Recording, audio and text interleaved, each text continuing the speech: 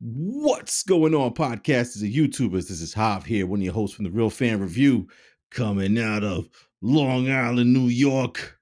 With me today, we got my brother B. What's going on, everybody? We have, I forgot we got to elevate. We have our man in the chair, Al. How's it going, everybody? Yeah, it's going good. You know why? Because we're with family. We're with family today, guys. It's all about family. And it's because Fast and Furious this week, we are all about family this week. So we're going to get you guys ready for Fast X or Fast Roman numeral 10. And Brad, you just told me something just right before we got on. You're saying this might be a trilogy? Vin Diesel at the screening said, he was like, oh, we were talking to some people and, they want to make it 3. And then the reporter's like, she goes, did you just confirm trilogy? And he's like, I got to walk away before I get in trouble. Oh. So instead of ending at 10 like they said they were going to do, and then they changed it to, we're going to make it a 2-part ending. Now it's going to be a 3-part ending? I not confirmed, but maybe, yeah. This shit ain't never going to end, dude. This shit not going to end. Yeah, no. No. As long as they're making not. money, they're making movies. Oh, hell yeah. I could see them as freaking grandparents fucking racing cars and shit. So Yeah. Yeah, I was guys, just reading that. Yeah, go for it out. I was just saying, I was reading that Paul Walker's daughter makes a cameo. She was, I think, 1 when the first one came out. So Jesus that tells Christ. you nothing like Everything. that to remind you how long this series has been around. I mean, Al, if you think about it, the first movie came out in 2001. So this movie, this series is 22 years old. This is crazy. Crazy, kid. At the same time, as much crap as we give Fast and Furious, it's been around for 22 years. So it's done something right. And I think they've done a lot of things that are fan favorites, fan moments, and that's what we're probably going to get into today. And again, we're going to get you guys ready to see Fast and Furious 10. And it's also, again, a prep for us to get us excited for the movie, get us ready for the movie. But first and foremost, I just want to say thank you to the 2 fellas holding me down last week. Brandon had hinted at the mousetrap game I was playing. It was a real game, and I don't like it. I did not like it whatsoever. But you got to do what you got to do sometimes.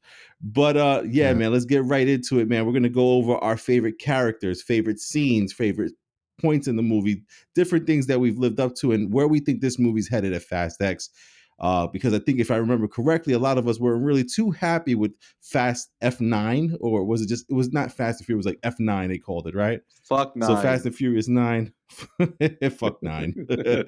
Yeah, a lot of us weren't happy with F9, but a lot of us have been happy with different points in the series. I know for a lot of fans, Fast and Furious 1 is a classic. Fast and Furious 2 was a good time. Fast and Furious 3 kind of threw us for a loop. Fast and Furious 4 kind of brought it back. There's a lot of huge fans with Fast and Furious 5, which was that's the series that brought The Rock into it with them in Brazil. Fast and Furious 6 was crazy. Fast and Furious 7 crazy. Fast and Furious 8, my wife absolutely loves 7 and 8. And then we had last year's 9. Was it last year? 2 years ago now. I think it's 2 years ago now. Yeah, 2 years ago. 21 it came out. Yeah, Fast and Furious 9. I remember seeing that in the theaters with you guys and the fellas there. And now we're here to Fast and X. So, Al, let's start off with this, man. We've seen 9 movies and 10 movies if you count Hobbs and Shaw, which we should because it is part of their series. Hobbs and Shaw is part of it. We're dealing with our man Dominic Toretto. We're dealing with Letty. We're dealing with somehow Brian, because at the end of Fast 9, I was like, what the fuck are they about to do? And we'll get into that in a few. We have Brian and Mia, who are married with the kids. We also have Hobbs. We have Deckard and Owen Shaw. We have Queenie, their mom. We also have Ramsey, Tej. Now we have Jacob. We have Sean and Twinkie.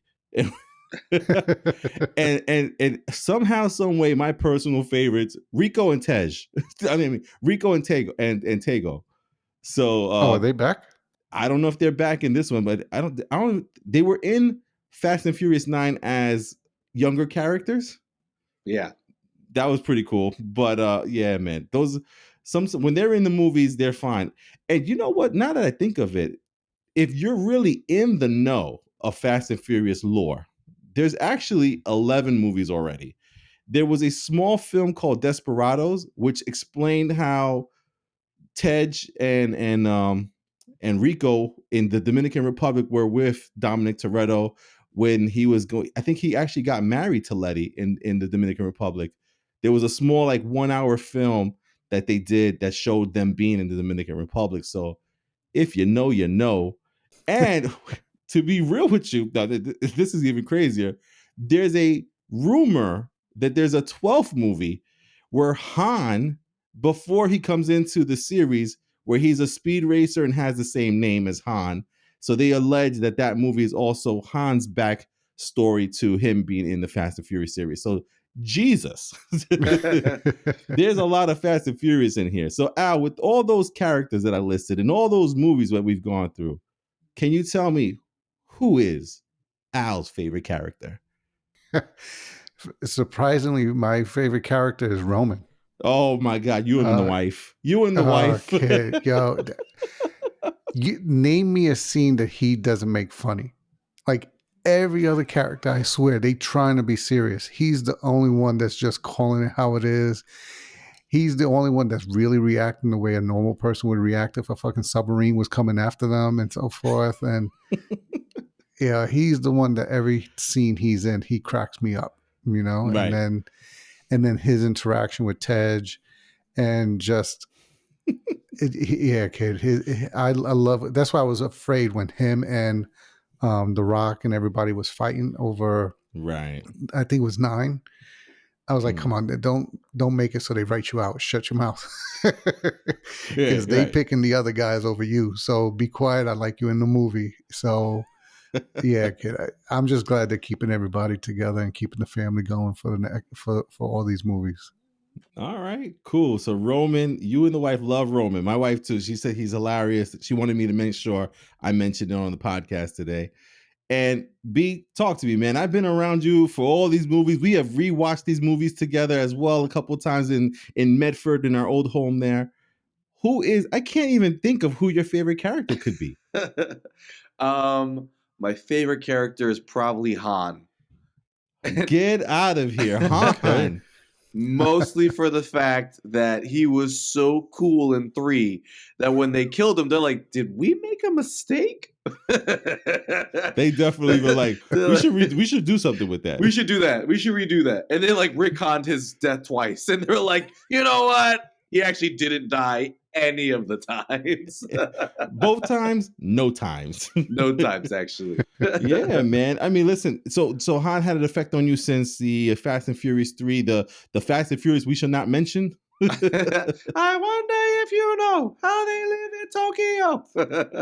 Fast and Furious. It was the best theme song Tokyo, ever. That was so crazy. God. Tokyo Drift, man. We'll never forget that one, man. Wow. So I'm the only one. That made no sense. The Drift King. Drift King. Don't fall off a mountain and you win. I can't believe I'm the only one that's really going to say Dominic Toretto is one of my favorite characters in the movie. He's also one of the... He kicked me off the line at the tunnel one time. He told me to go on the gay line. Oh my God. Crazy. But yeah, Dominic Toretto, I did meet him. I met Vin Diesel in real life once when he used to work as a bouncer at a club, because I'm old. But listen, I do also understand that he annoys people because he's always the super cool, always cool and calm and always figures out the way. But there is also something to the way that he does anything for his family, for his brothers, for Letty. He'll quit everything. He'll risk his life. He'll do anything. And it's weird to say this because it's not, we don't live in an action world where we live in mentally, or we put ourselves in those situations where we hope that we would do the same things. And I feel like I would do anything for my brothers, my family, my wife, or anybody who's part of my team. I feel like I would do these things. And granted, it's to the ridiculous level where he's catching his girlfriend on the top of his car as she's flying in the air. He's always at the right place at the right time. It feels like he's writing the story, which he is. He is. He is. He's definitely writing notes on there. He's like, then I put it in fifth gear, and I spun around a torpedo. What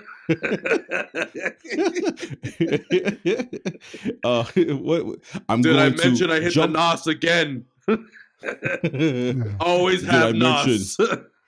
Did I mention that I was going to ram a pole that has a rope attached to it and swing across 2 islands with a car? Jesus. Yeah. That one was too far. That one was just that was too much. That was too much for me, that one. But yeah, man. Dominic Toretto, for me, again, it's just, he's like the man's man of the team, which is always crazy. But again, I also understand the annoyance with Dominic Toretto as well, because there's a lot of people that shrug their shoulders like, I can't. Or there's people who roll their eyes whenever he does a stupid like stunt or says something silly. But yeah, man, I do enjoy watching Dominic Toretto on the screen. I sometimes feel the emotions that he feels. Like, I don't know if you guys remember Fast and Furious 8, when he finds out that he had a child, and you know they killed the mother right in front of his eyes, and I'm like, oh, holy shit, you know, like you just feel some of those things. But then there's also that ridiculousness of Fast and Furious 8, where it's like, can you not just tell them why you can't you can't be on their team? Like, just like write send an email, you know, like an encrypted email, like it's just so crazy. But anyway, yeah, there's some ridiculous parts of Dominic Toretto. But yeah, man, I agree with you guys. I can see why you like Roman, and I can see why, you know, Han is a nice deal, because again, there's so many different characters in these movies that it's just you're bound to find one that you're gonna like or want to be a part of or something, or be friends with. In these movies, there has been so many different crazy things that's happened.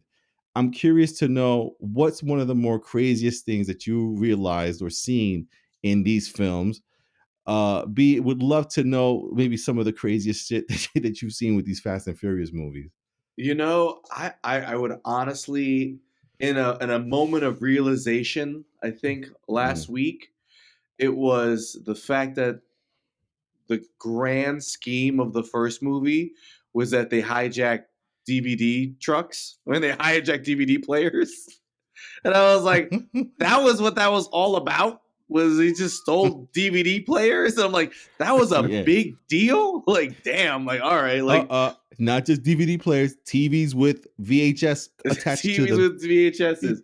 And, you know, it's funny, it's like, it's also like how far they've come in essence. Like, you know, it's almost like, okay, it was, they were fighting the triad in the first movie. Because they were stealing from the family and they had their own things going on, right? And then Mouse dies after getting shot outside Dominic Toretto's house. Yeah, I said Mouse, right? And like race wars, all of these things that were so big and cool, right? To be like, now they're in space. Like you told me that the triad were a problem for these guys? They're motherfucking Merkin assassins. They got John Cena, apparently Dominic Toretto's estranged brother, as a mercenary, and they're like, piece of cake. All that from the triad? That is one of the crazier aspects of it. I do have to agree. I think Al will agree with this, because Al is very like, you know, for those who don't know Al is very like, not, I don't know how to describe it, but almost like, if it's either believable or it's not, basically. Exactly. Like, you know, like that's it. And I think one of the things that's really ridiculous when you think about this series is they went from street racing and stealing to damn near CIA operatives. Like they went from people that hooked up Civics with Nas and the loud ass mufflers to like somehow knowing how to send a car to space. Like, come on. Dude, you have to remember that the top car of Fast and Furious was the Nissan Skyline. Yeah. Now they're Wait. making shuttles out of Yeah. whatever that small ass car they made in 9 was. They got a Nissan Skyline with blue lights underneath. Yeah. That was badass. I think it was a Datsun, Al, for the Yeah, spaceship. that's what It was a Datsun. Motherfucker, they put on And a Tiburon, and a Nissan Tiburon. rockets on the side, flying to space, Wait, making it airtight. how about this one, guys? We went from Tej, who was hooking up cars, to being a master hacker and encryption specialist with every computer he can find. What? That was not explained in number 2. No. That definitely would not. All of a sudden, in freaking Fast and Furious 5, he came in as a freaking tech specialist. Yeah.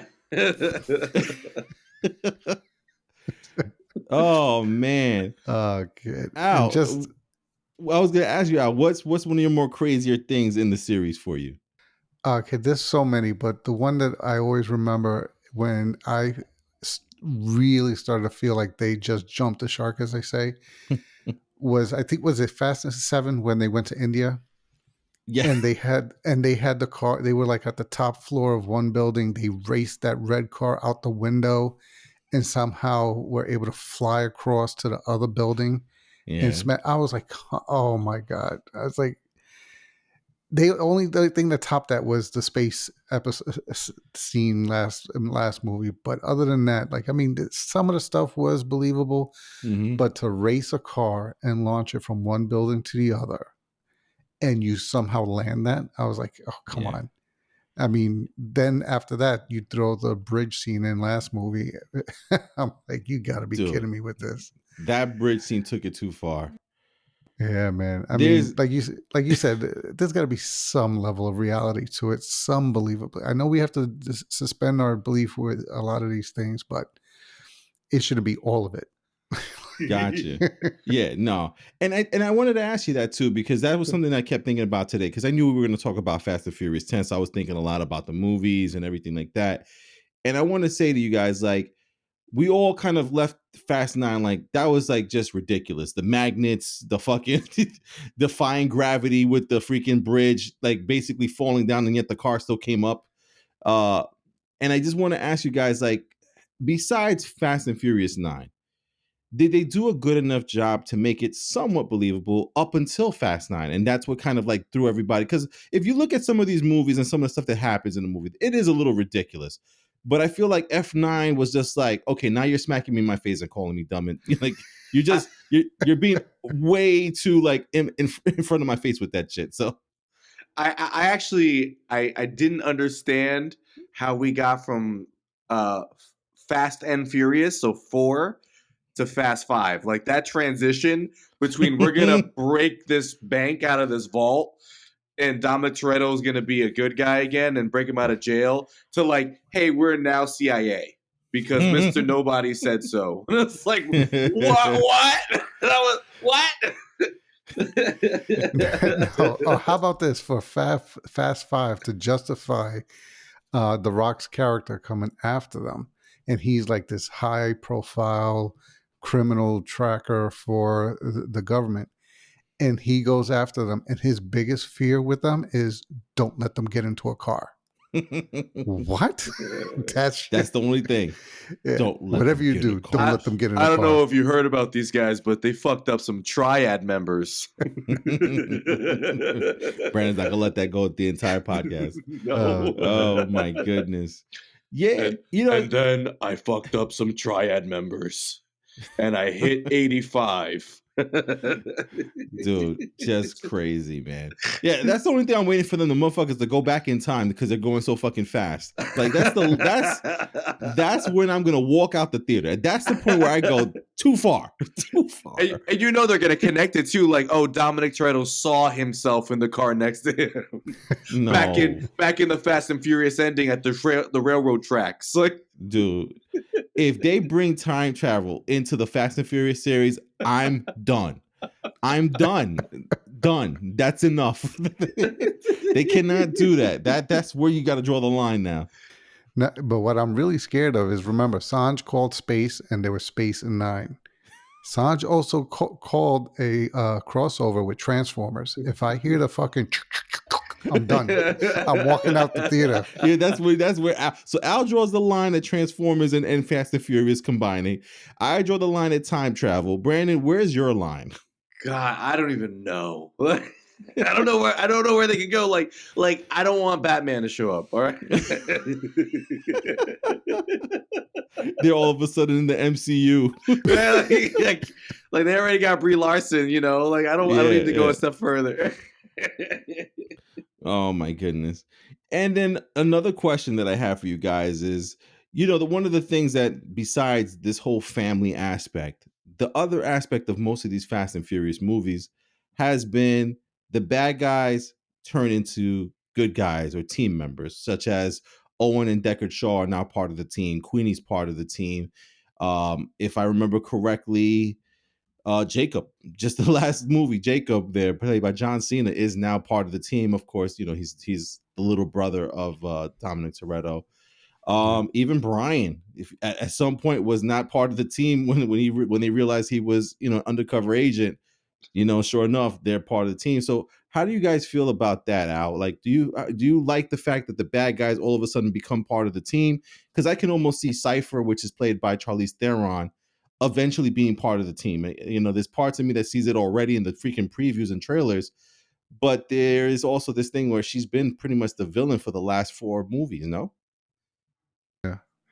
Yeah. I mean, I don't know if because she's gone a little farther than any of the other guys have ever gone. She kidnapped his kid, she killed the wife. Right. So I don't know if she can become part of the family, but everybody else was the bad guy.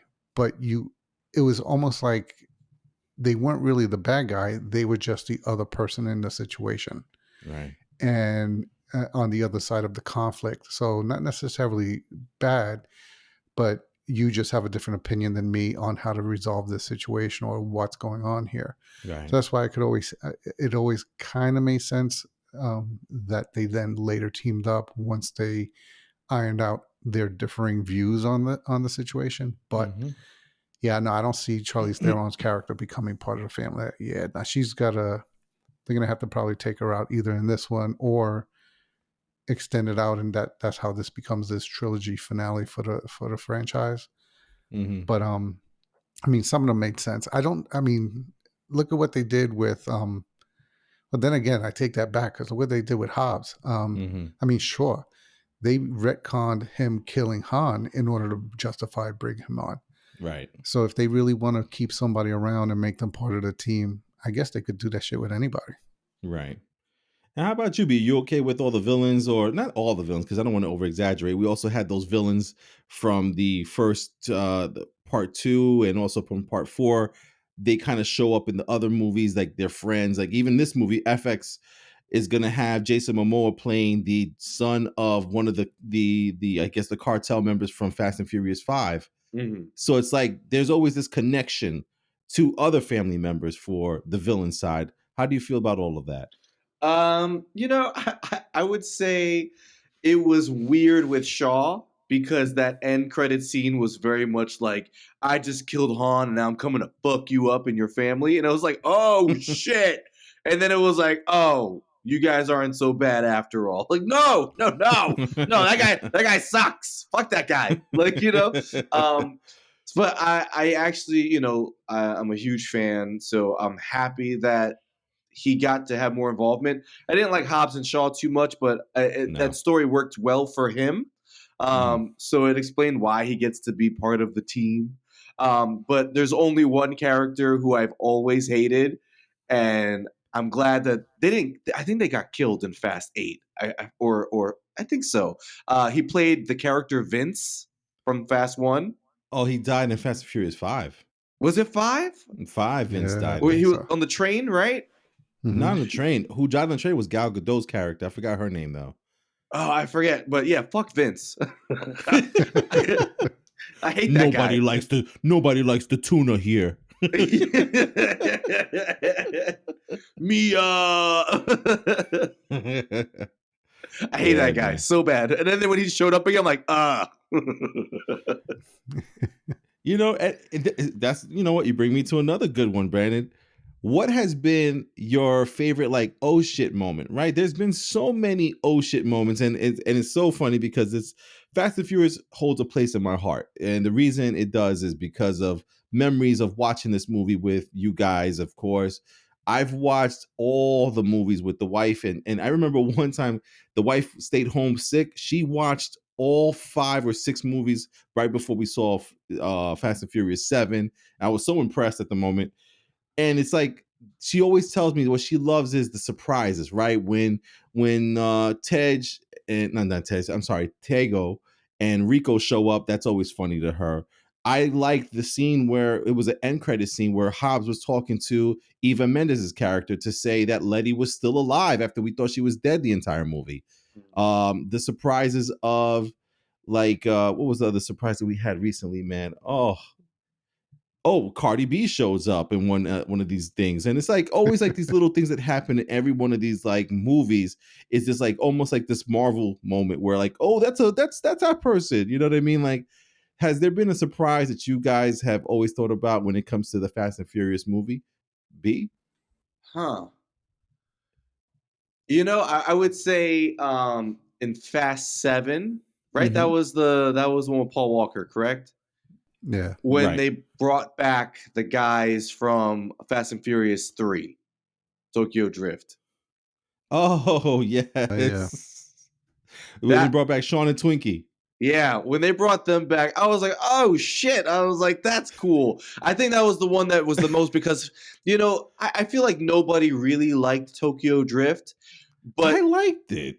I like I think it was great. That's the thing. Like it wasn't like Fast and Furious because Mhm. 1 and 2 had set up like this is Fast and Furious. And like Right. it's like Tokyo Drift, it was like fun, Okay. And then when Dominic Toretto showed up at the end of the movie, you're like, oh shit, that's how it connects, right?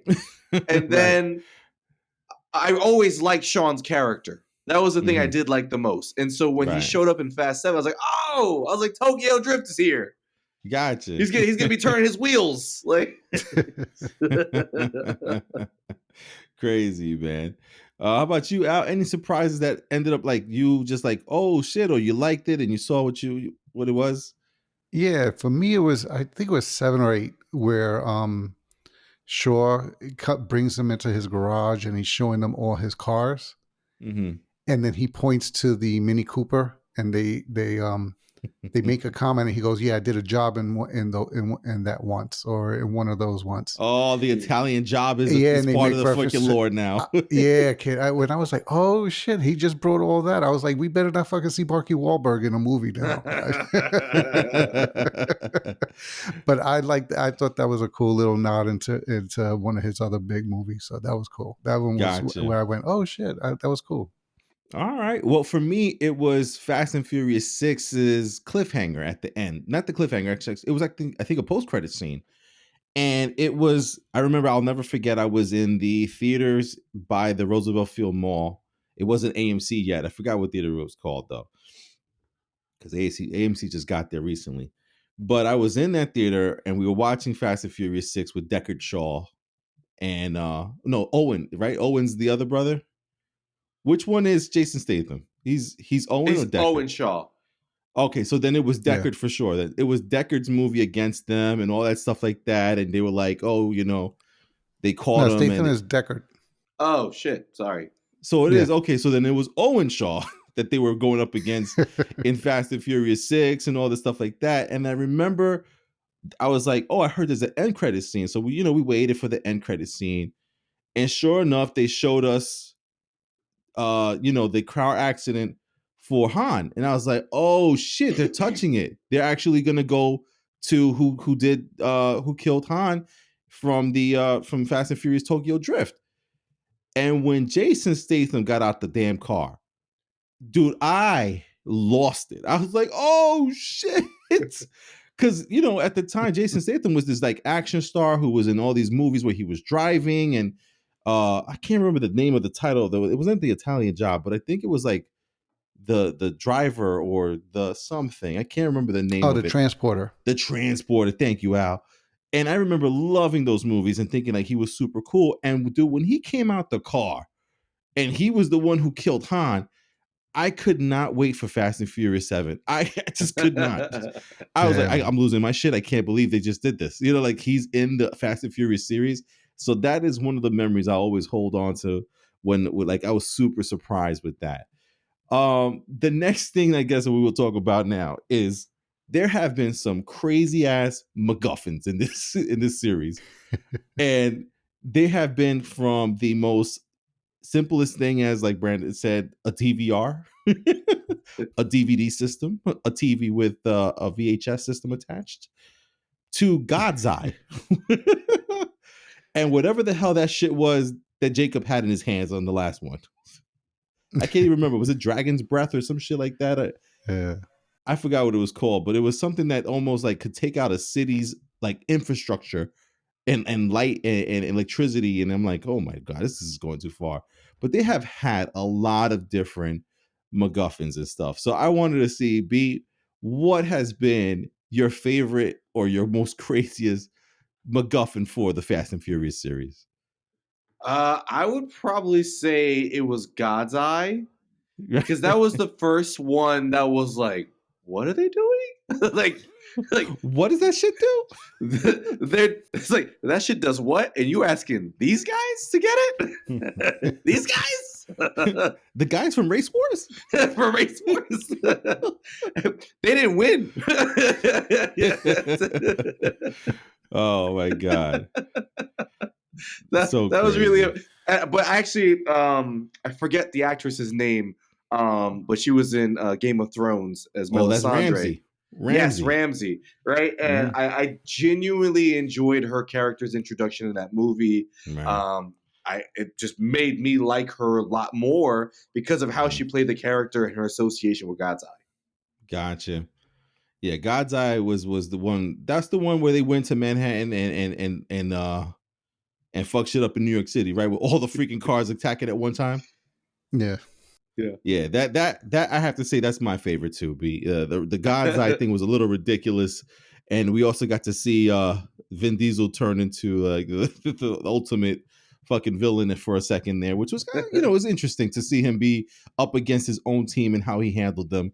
A little again on the nose and overpowered. Like Yeah. his one car against four of them harpooning his fucking car, and he makes all of them miss. I think that's my favorite thing. I think Vin Diesel is actually the ultimate MacGuffin. Because he is everything.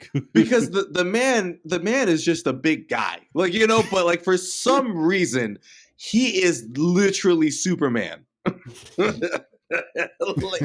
like he can't be hurt. He is so strong, but like this is like real life. Yeah.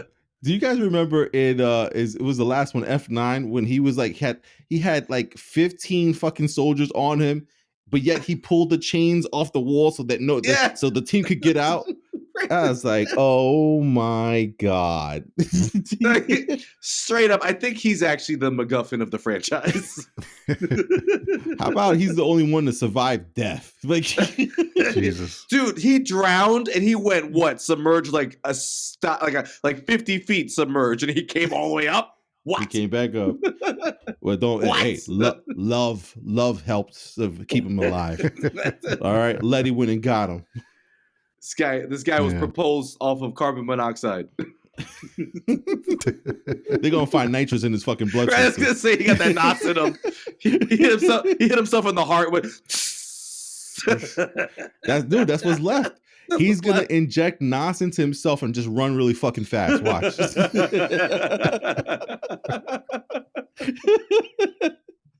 That's the next step, dude. That's the next step. Al, what is your favorite MacGuffin or thing that they have to get or thing that they do in the movie that you love?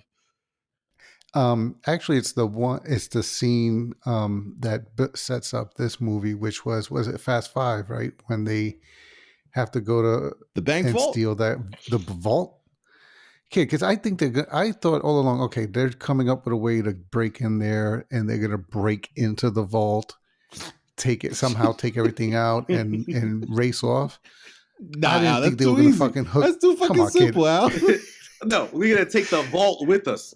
They sat there hooked up, and it was two wires, and they're hauling this multi-ton vault through the streets, through buildings, over cars. I'm like, oh my fuck, you got to be kidding me with this shit. And It was and they swinging just- back and forth. that's what I'm saying. And it didn't pull the car with them. It's like rolling. It's multi-tons. It rolls, but yet it doesn't pull the car with it. It just, the car's force of driving fast pulls it back in line.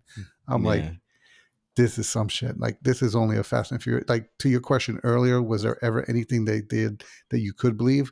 This was the one thing I said, there's no fucking way this is possible. Like, There's no fucking way.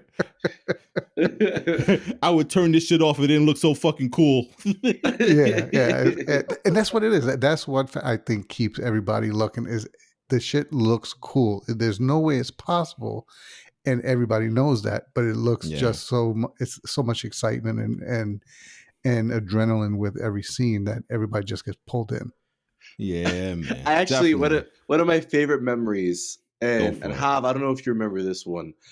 So Fast and the Furious 1 came out in 2001, and I was like a kid. And our cousin, Reality, shout out to Reality, he had this BMW, and the BMW steering wheel had the 2 red buttons on it. And I could have swore this man had NOS in his car. And I used to tell him all the time, I was like, I need you to hit the buttons. And he was like, nah. He goes, I don't want to make the NOS come out. And I was like, nah, I need you to hit the buttons. And then one day he hit the buttons and it was just honk the horn. And I was so upset. So upset. Oh my goodness, man. So crazy. Yeah, one of my favorite memories was actually on the podcast, and that was Al. Al imitating the cars in the movie. he was like so impressed with the cars. He said it sounds better than the fucking he liked the muscle cars more because they sounded like real cars. But he said it was better than those freaking the imports. He said they sound like fucking bees. And I get it too. So as soon as he said it, I was like, I get what he's talking about, man. Because they make the most, like, Dom's car always sounds like, again, the most manliest it's car. The manliest alive. car. This shit turns on and it's always, I love it. Like, he revs in, the fucking car is like jumping because it can't handle it. It's like, oh God. Jesus. Someone has a fucking like cock issue. Jesus. All right, Vin. We get it. Yeah. But like, again, those cars are like, you know, that little fucking planets. Oh my God, I love this. So speaking of cars, Al, there's been so many cars and different vehicles in this fucking movies. We're talking, again, 11 to possibly 12 movies that we've seen in the Fast and Furious series. Is there a car that stood out to you? Has there been a car that kind of makes you go, you know what? If I had the money, I might buy that shit right there. Has there been a car in the series that you like, or is it maybe even a type of car? Are the muscle cars standing out to you over the imports? What do you like? I forget what the make of the car was, but I think it was in the original Fast. Paul Walker's Don't tell me it's the characters. Supra, not the Toyota Supra. Yeah, is that the one? The blue car Is it he the had in that Eclipse? movie? The green and blue I don't car? know. The Eclipse? Yes, the green and blue car. Okay. That was the one. Yeah, The 'cause I remember Mitsubishi back in- Eclipse. Yeah. that I used to love the Eclipse. So if that's Oh, what it yeah? was, it makes sense because I used to love that car. I think even one time when I went to Florida, I rented it for the 2 weeks that I was there. Oh, It that's was awesome. great. So it was cool seeing that in the movie. But in terms of one that I would actually, wouldn't mind having is the classic Challenger that Toretto drives in each of the movies. Yeah, man. Only Oh, because, like the you said, it 70 has, Dodge Charger?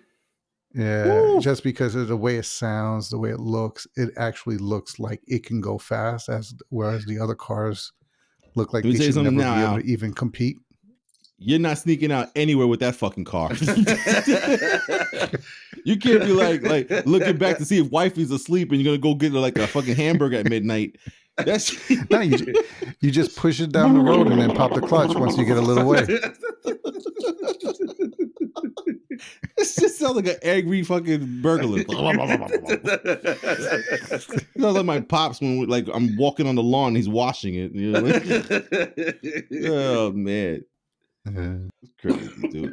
So Al likes the muscle car and the Eclipse. All right, if Al's gonna give two, I'm gonna give two.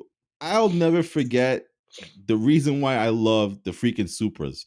The Toyota Supra, even though I didn't like the color, it was like a neon fucking orange or like a pink that Brian was driving at the end of Fast and Furious 1. Ever since I saw that movie, I always loved the Toyota Supra from that time period. It was like a 2000 or 99 Toyota Supra.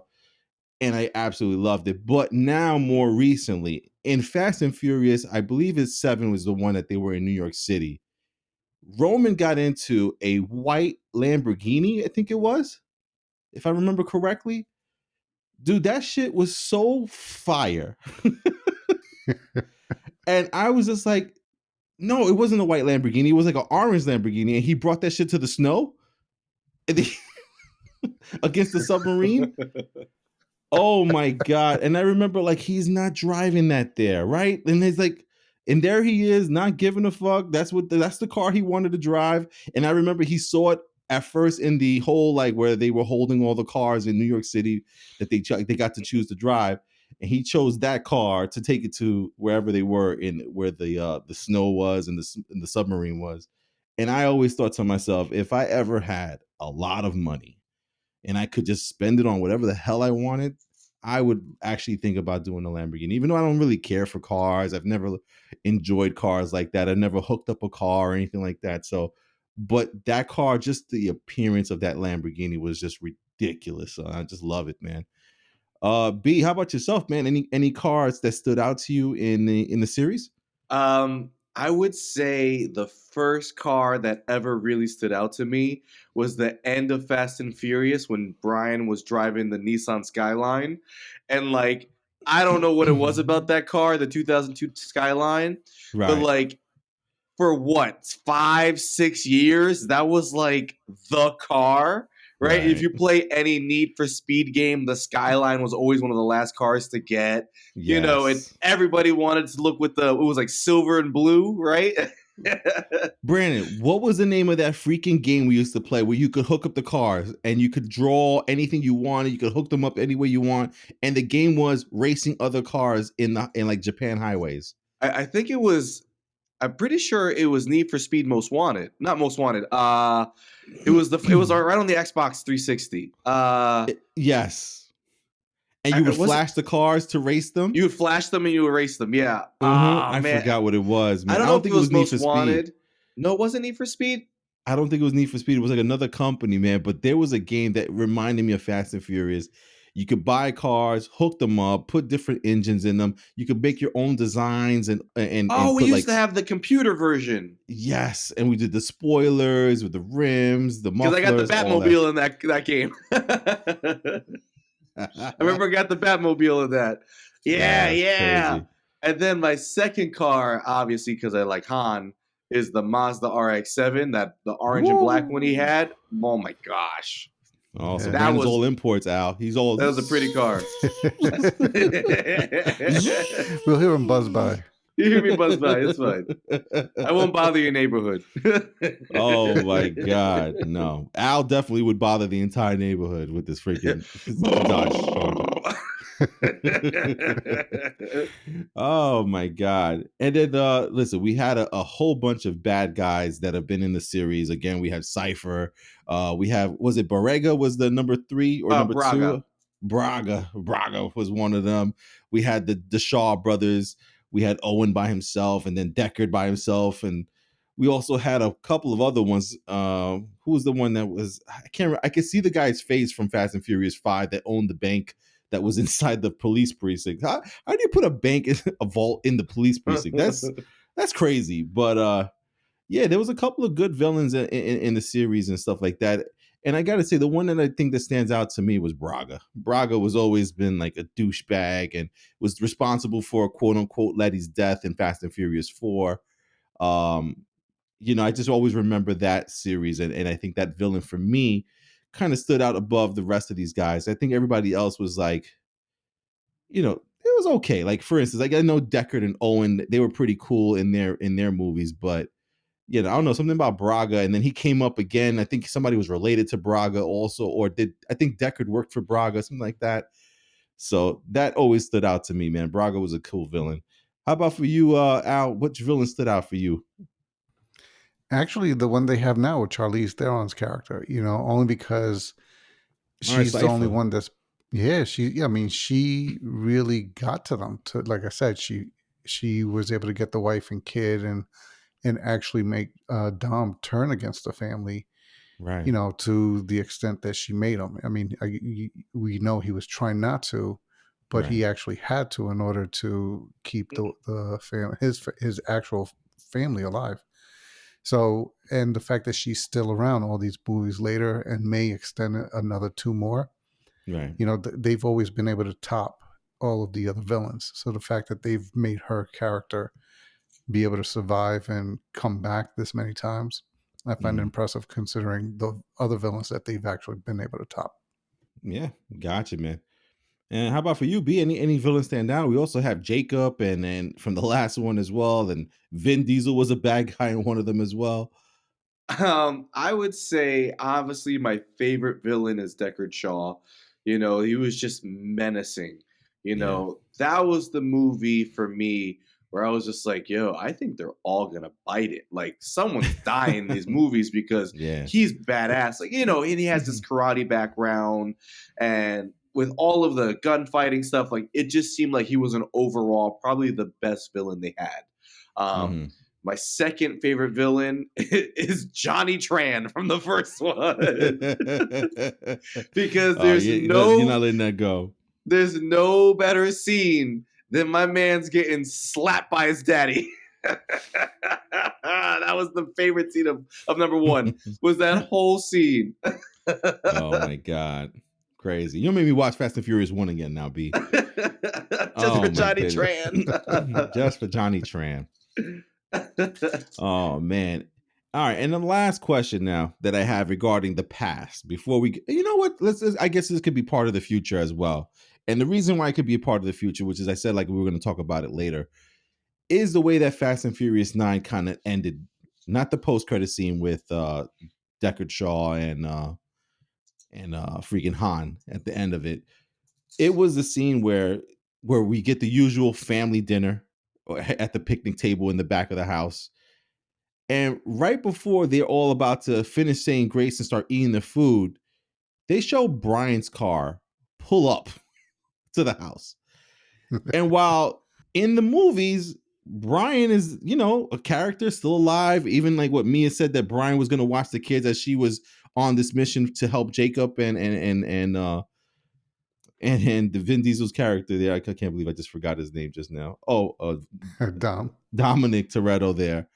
And it to me was like, okay, I could listen to that, even though I don't believe that Brian would stay behind to watch the kids.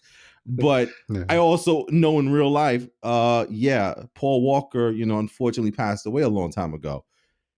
But then to me, it's like, why even fucking touch it? like there's clearly a sign that says "Do not touch, danger, red line," and then they're gonna have Brian pull up in his car to the freaking family dinner.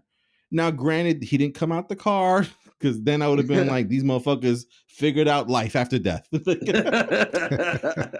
Or worst case scenario, not and I don't want to say worst case scenario because again, I don't know what the family has agreed to or whatever. But with this, let's be honest, with the way that technology is right now and the way these people do graphic designing, I wouldn't be surprised if they took his brother and put Paul Walker's face on him like they did for Fast and Furious 6 or 7 was. I think 7 was at the end where Yeah, he was on seven. They there, used right? them for a couple of scenes. Yeah. So and mind you, 7 was what, almost 6 years ago, I would say 6 or 5 years ago, probably a little bit more. But and at that time the technology is not where it is today. I know for me personally, I don't think I'd be cool with seeing somebody fake being Paul Walker, but they touched it. B, what's your opinion on what they may or may not do with Brian's character? It's I do like that they've respected Paul Walker in terms of like, he's been our actual family. He's like a brother to Vin Diesel. And so they want to keep him alive in the movies because of that. And so I've actually really respected that fact, for Vin Diesel in doing that. Like you Right. said, a lot of it not so believable. Like you're telling me the CIA agent is going to stay home and watch the kids and send his wife. Like Send his wife to do it. he sent his wife. Like, come But on. it was believable because it was like, yo, that's my brother, and I can tell myself I get the argument and I see it, right? Yeah. But come on. Yeah, exactly. Because like then you both could have showed up. Like they could have got a nanny. Like, Queenie could have been the nanny at this point. But I do feel like because this is the end, as they say, of this, I Right. do think they are gonna bring him in for like a cameo or a shot or two, maybe even just like the end when maybe all else is down and they need a little help and Brian shows up, to help out. Like I feel like that's as far as they're gonna take it. Personally, I thought the drive away was a perfect send off. We all Yes. cried, like That's why I don't understand why they fucking touched it, B. That's why I don't get that part. I agree because like even when he was like he did the smile, he goes, Brian. And I was like, just stop. But I feel like it's his way of keeping Paul Walker alive, for them. And I do believe that his association into the movies do keep his estate receiving funds and pay from the movies. Yes. So I think that's also another reason why is if Brian is in all the movies, then his estate and his family get paid from it, and so it helps them out too. Yeah, there's an endearing part to it. There really is. Even from Dominic Toretto, not Dominic, the real person, Vin Diesel's point of view, like it's a part of me that's like, yo, you can't let go because that's your boy and you miss him. And I can respect that. You could tell when it's for money's sake. This ain't it. This is not to make money off of Brian. I don't believe that for 1 second. Not at all. No, but especially when you go for it. I was just gonna say, especially when you look at what they've done outside of the movie. Like, Vin Diesel walked his daughter down the aisle at her wedding. They have taken care of that family. They stayed as a family outside of the movie. So I agree with you. Like, if anything, this is like, all right, we have to find a way to make sure she gets extra residuals or whatever. So let's put his likeness in this next movie, or let's do this, referencing whatever can get her something, some cut of the movie. So I agree. I don't think it's like a money grab. I think it's, let's keep this in the family and let's see how we can do it. Yeah, absolutely. But Al, what is your take on them possibly putting Brian, quote unquote, on the screen there?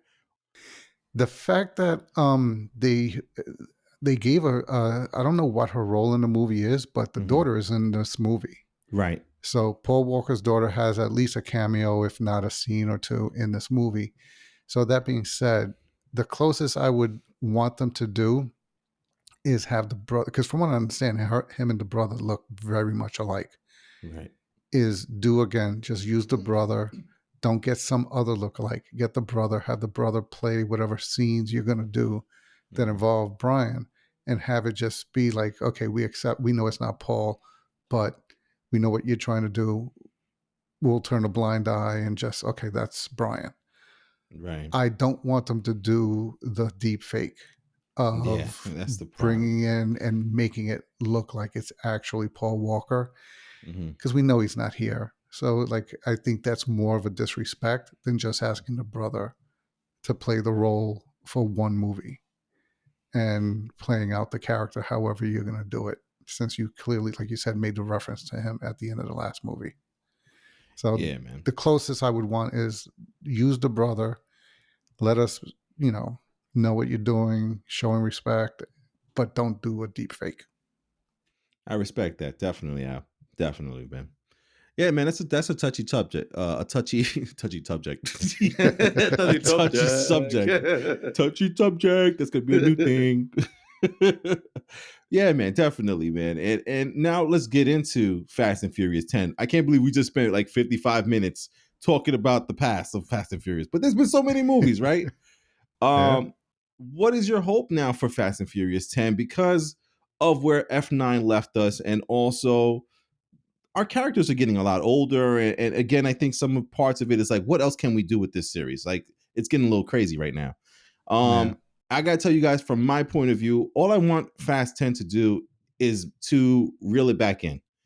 I need them to reel it back in from F9. F9 was, there was even a point where Roman was just like, yo, dude, I think we're angels. Like, I think we're superheroes, or we're in a fucking movie, because the guy shot at me at point blank range and I have no bullet holes. So, like, so Didn't he it's, test it too? yeah. He did. He did. You know, it's funny because it's like, it's getting to that point now where it's like, okay, this shit is getting ridiculous. And I think to the point where F10, and I don't know if I really need to see this or I want to see this, but I think there has to be some stakes in this one. And I do think we're going to have to lose somebody or a couple people in this movie. Yeah. The trailers are not really hinting at it, but they're talking about it, right? Like, Jason Momoa's character is saying, I'm going to take someone from your family out, and I feel like there's going to be something here, because if we look back in the 11 movies, 12 movies in this series, the only person who has bit it and stayed dead has been Gal Gadot's character. That's it. Yeah. For So now. it's almost coming across like this is not really believable. And Brandon did mention Mouse. So two people. Oh, Vince, three people. Vince, Mouse, and Gal Gadot. The numbers seem to be in the favor of the Fast family. So, but I do think someone has to go. Any person of Latino origin. So that's my thing. I think they need to reel it back in, because they got a little too crazy with the whole, like, there's a part of it that's funny that they went to space, and then there's another part of it is like, nah, you're being like that's just a step too far, right? The whole space Yeah. shit was just way too far, and I need them to reel it back in, because it's never been believable, but it's been somewhat believable, right? Where you could be like, okay, I'll let that one slide. I don't think that's how magnets work, but it looks fucking cool. Right? The magnet's not just gonna take the car, it's gonna take some other shit too, right? Like, but I'll ride with it. But when you're in space and you're defying fucking gravity, now I'm like, okay, guys, come on. So that's what I need. I need Fast 10 to reel it back in, get back into a little bit of more realistic, quote unquote, events. And I think somebody's got to go too, because it's like we're getting down to the wire here. You guys are doing way too much crazy shit. You guys are into espionage and fucking CIA missions, and no one's biting it. It's just it's way too far now. B, how about for you, man? What are you trying to see in Fast and Furious 10? I just want the story to draw itself towards conclusion. Like it seems like every time the Fast series seems like it's gonna end, the story is just so open, and it's like, I don't know how you can be this open. Like this doesn't even make sense where you guys come from, anymore. Right. Just have your family dinner already. Damn. Like, but I would like for this one to lead into closure. I want to know that this is ending. Yo, you really want it to end. You want the bow on the top. You want the end game. That's what you want. I do. Al, what do you need from Fast and Furious 10, man? I hope what they show in the trailers is actually there, because that's what I've been hoping for a while in these movies, is go back to what started it, which is the car racing. So I mean, I hope it's not as stupid as they show, where he's like, if we lose, somebody dies. But Right. go back to showing that they still do race cars. They are still who they were back then. Right. But to your point, do something different, because it also looks like they're just having, again, his kid get kidnapped, which you already did in 8. So don't recycle the same trope of, oh, he's got to save his kid. Have there be another motivation, or Right. to your point, have it be another member of the family that gets taken out, and now it's a revenge scenario. So I hope they do something more like that, and not just, oh, I'm trying to save my son again. Yeah, man, I hear you, man. And listen, and bottom line, if I were to say the three of us all had high hopes, I'm not guessing here. I know the three of us just want a good movie, something we could talk about, something we could say like, "Oh shit, that was crazy." So we're all got our fingers crossed for a great time at the movie theaters. I think we're gonna check it out this Saturday. We got a couple of family friends coming along with us to see it. Even my wife's coming to see it, so that's gonna be awesome. But listen, make sure if you don't have us as a subscriber or as a person or a podcast playlist app, you don't have us listed there, please hit the plus symbol on those podcast apps for us. The Real Fan Review, REEL, Real Fan Review. Or if you're watching on YouTube, please hit the subscribe button. We're trying to get to 100 ASAP, and we're almost there.